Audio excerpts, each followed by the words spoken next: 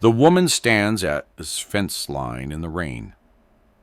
Thomas Garrett sees her from the barn, a dark shape against gray sky, one hand gripping the post like it might anchor her to earth.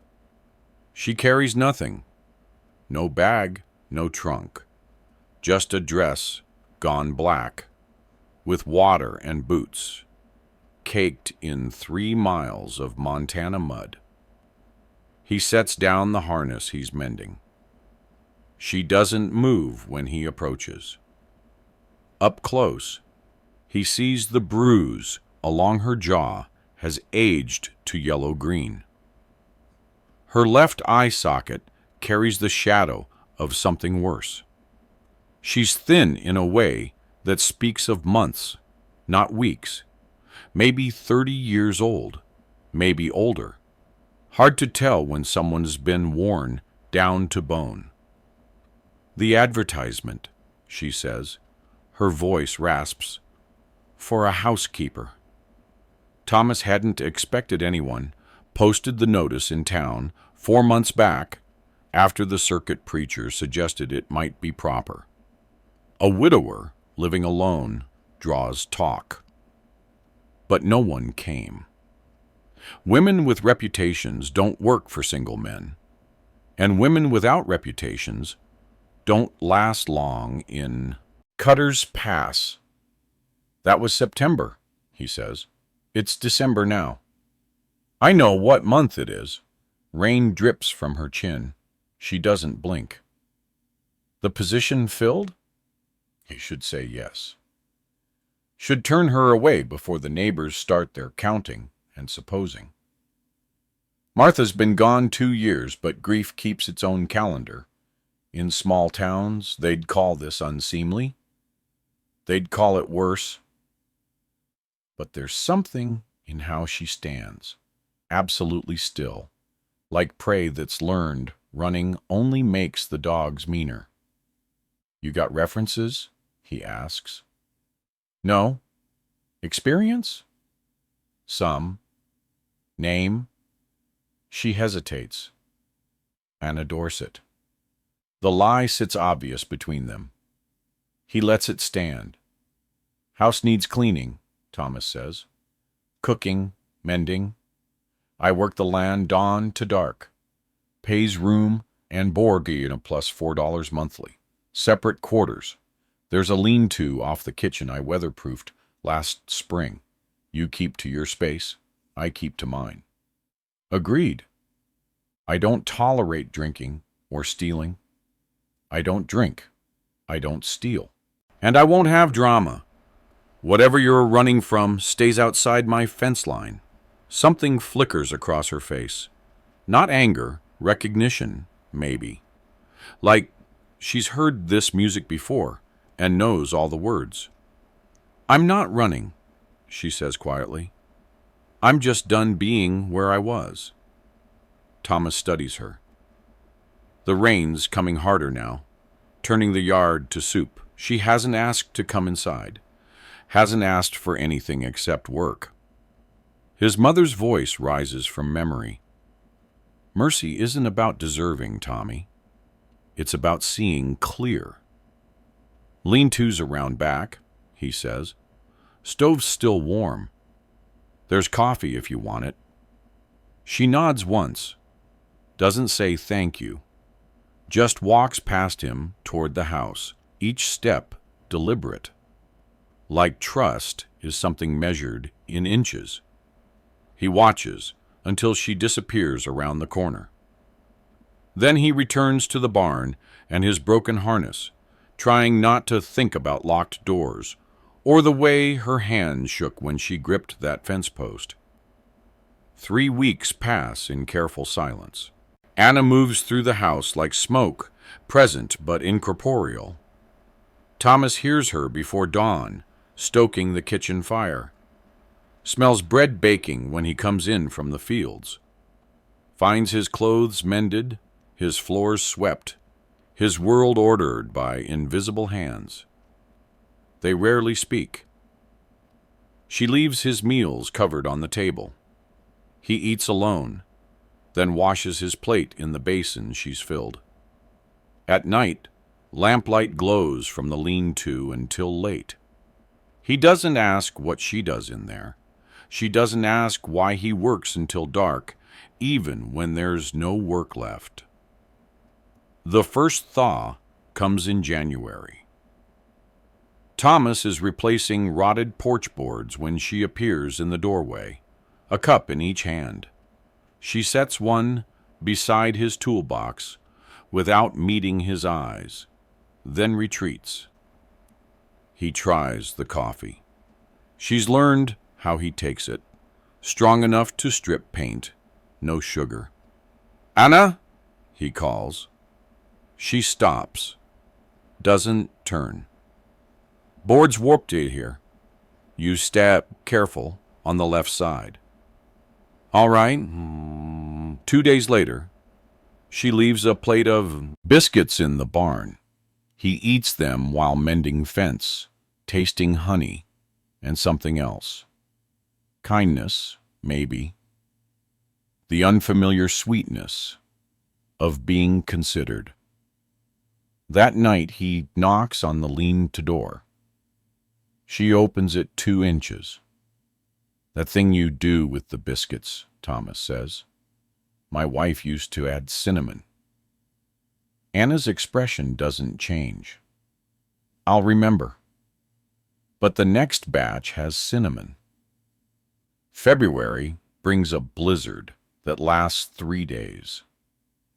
On the second morning, Thomas finds Anna in the kitchen, staring at the dwindling woodpile by the stove.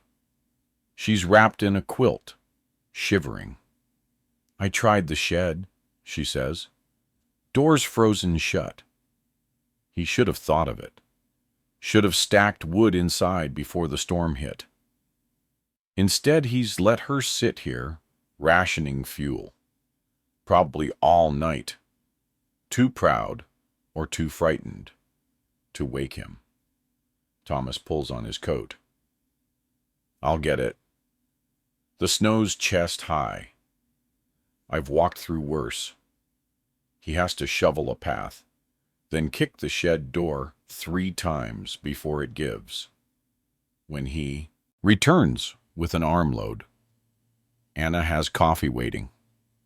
They stand on opposite sides of the stove, not speaking, while wind screams against the windows. "You ever been through a Montana winter before?" he asks. "No, Illinois mostly. Winters there were gentler. This'll pass by tomorrow. And if it doesn't, then we wait it out. There's enough food, enough wood now." He pauses. Enough space for 2 people to endure weather. She looks at him then, really looks, like she's searching for the trick, the condition, the price that always comes due.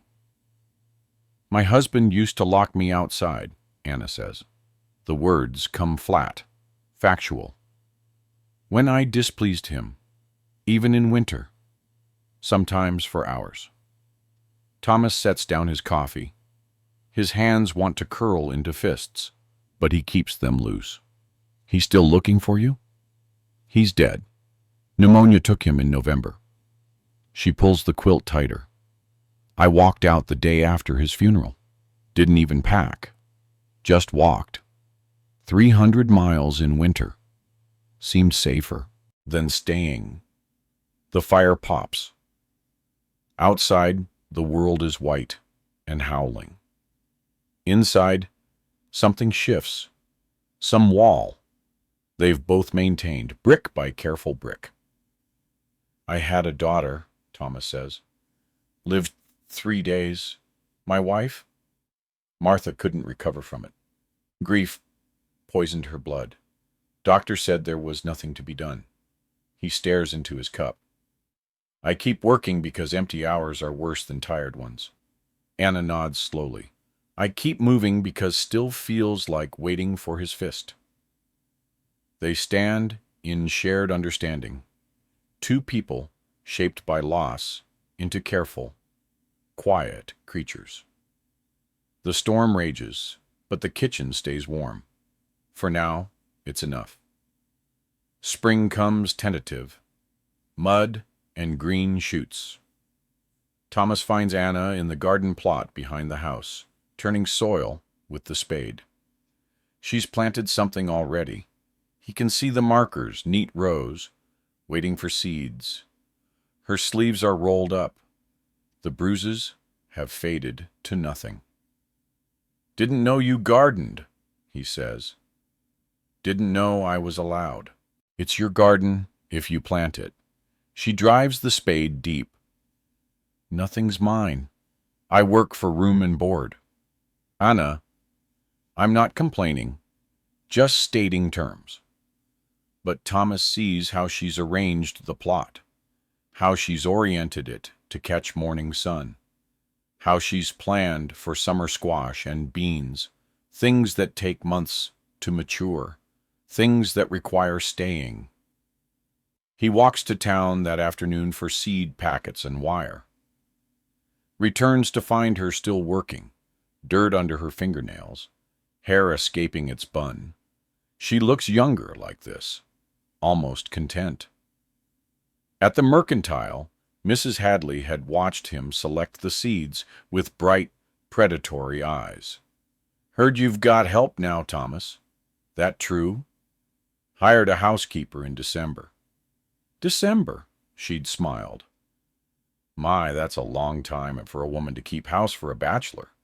People do wonder about propriety."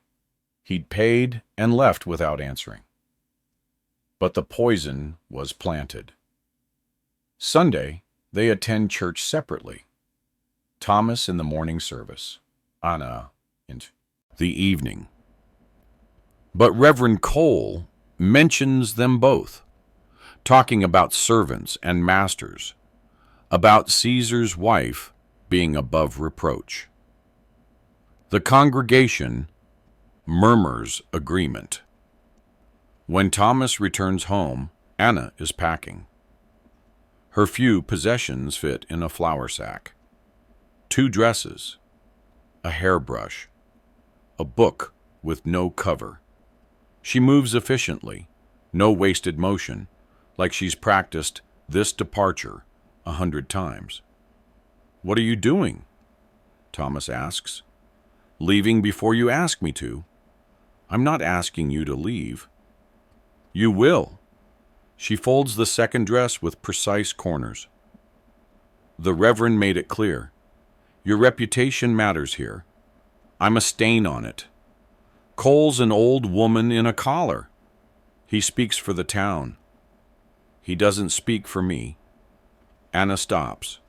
Her hands rest on the dress, gripping fabric. "In Illinois, my husband's congregation decided I was willful, prideful. They counseled him on correction, told him a man's home was his kingdom." Her voice stays level, but her knuckles are white. "When I showed up with marks, they saw evidence of his righteousness, not his cruelty. The Reverend himself said I needed breaking proper." Thomas feels heat rising. "Cole's not—" "They're all the same. Men of God, protecting men of violence." She resumes packing. "I won't let you sacrifice your standing for me. I've been a burden before." "You're not a burden." "Then what am I?" The question hangs between them. Thomas doesn't have words for what she is. This woman who's made his house feel less like a tomb, who remembers cinnamon, who plants gardens meant to outlast summer. "Stay," he says finally. "Please." Anna ties the flour sack closed. "I can't stay where I'm not wanted." "You're wanted." She looks at him then, and he sees the hope there, fragile and terrified. "By who? You, or your sense of Christian duty?" Thomas crosses the room, stops an arm's length away, respecting the distance she needs. By me. Not duty, not charity. I want you to stay because this house feels right with you in it. The town can talk all they want. Let them. He means it. Feels it settle in his chest, like certainty. I've spent 2 years living for ghosts and neighbors' opinions. I'm done with both. Anna's hands loosen on the flour sack. I don't know how to trust this. Neither do I. But we've got time to learn. Outside, evening settles over the land. The garden plot rots for seeds. The house stands solid against coming dark. Anna sets down the sack. Doesn't unpack it. Just sets it down and nods once. That same careful gesture from the fence line in December. It's not agreement. Not yet. But it's not departure either. Summer arrives in waves of heat and gold. The garden flourishes. Anna tends it each morning. Her hands, sure now, confident. Thomas watches from the fields, the way she moves between rows, the way she's stopped looking over her shoulder every few minutes. She's learning to be still without bracing for impact. In town, the talk continues. Thomas hears it at the mill, the livery, the Sunday steps. He stops attending service. When Mrs. Hadley corners him at the mercantile, asking pointed questions about marriage intentions, he simply pays for his goods and leaves. But the silence costs him contracts. 2 neighbors hire other men for haying. The blacksmith's prices increase without explanation. Thomas understands the mechanism. Cooperate or be exiled. Conform or starve. He says nothing to Anna. She knows anyway.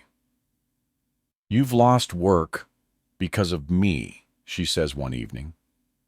They're shelling peas on the porch, falling into companionship like worn grooves. I heard talk in town. I've got enough work. Thomas. I've got enough.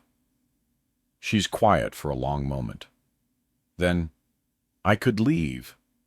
Find work in Helena or Butte, somewhere no one knows. His hand still. Is that what you want? No.